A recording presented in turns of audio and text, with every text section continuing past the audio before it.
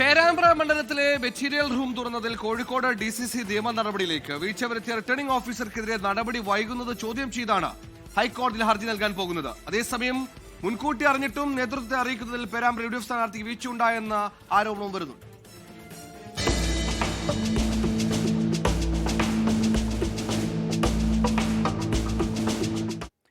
Returning ഓഫീസറുടെ ഭാഗത്തു നിന്ന് ഗുരുതര വീഴ്ചയുണ്ടായെന്ന മുഖ്യ തെരഞ്ഞെടുപ്പ് കമ്മീഷണർക്ക് ജില്ലാ കളക്ടർ റിപ്പോർട്ട് നൽകി 24 മണിക്കൂർ കഴിഞ്ഞിട്ടും നടപടിയെടുത്തിരുന്നില്ല.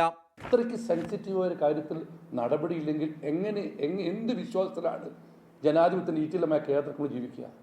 പൊതുജന മധ്യത്തിലുള്ള സംശയം ദൂരീകരിക്കണം. ഈ വിഷയം നിങ്ങൾ ആലോചിക്കണം. ഇപ്പം 72 മണിക്കൂർ കഴിഞ്ഞു, ഒരു നടപടി ഉണ്ടായിട്ടില്ല.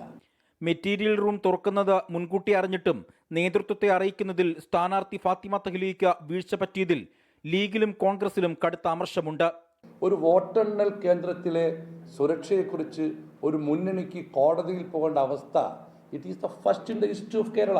മെറ്റീരിയൽ റൂം സ്ട്രോങ് റൂമിന്റെ അടുത്തടുത്ത് സ്ഥാപിച്ചതിലും മെറ്റീരിയൽ റൂം തുറക്കാൻ അനുമതി നൽകിയതിലും കളക്ടറുടെ ഭാഗത്ത് വീഴ്ചയുണ്ടെന്നാണ് ആക്ഷേപവും ശക്തമാണ്. 24 കോഴിക്കോട്.